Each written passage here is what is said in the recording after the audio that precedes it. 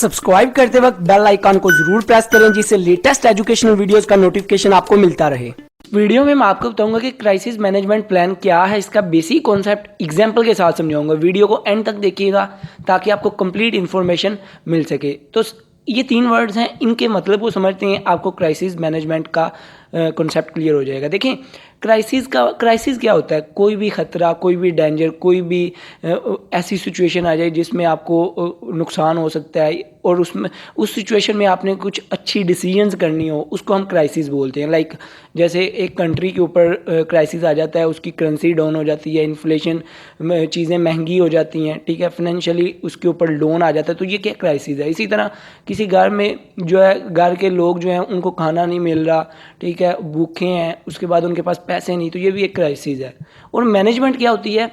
जब भी हम किसी चीज़ की प्लानिंग करते हैं, ऑर्गेनाइजिंग करते हैं, ठीक है, उसकी कंट्रोलिंग करते हैं, उसको लीडिंग उसकी करते हैं, उसको अच्छे तरीके से मॉनिटर करते हैं, ठीक है, तो इस सारे प्रोसेस को हम मैनेजमेंट बोलते हैं। या इस तरह भी कह सकते हैं कि इफ़ेक्टिव और एफिशिएंसी को इस्तेमाल करते हुए हम जब चीज़ों को यूटिलाइज़ करते हैं, उनको मैनेज करते हैं, उसको भी हम मैनेजमेंट बोलते हैं। और प्लान क्या होता है? जब कोई भी हम स्ट्रेटजीज़ बनाते हैं अपने गोल्स को अचीव करने के लिए, उसको हम प्लान बोलते हैं।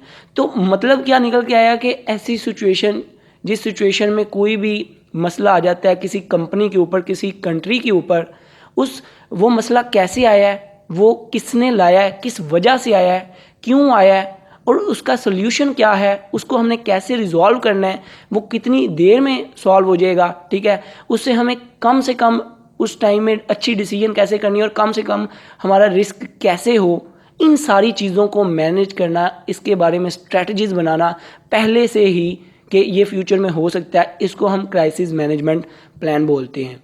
तो ये इसका छोटा सा कॉन्सेप्ट था। आई होप आपको क्लियर हो चुका होगा। वीडियो अच्छी लगी हो तो सब्सक्राइब और लाइक करना मत भूलिएगा।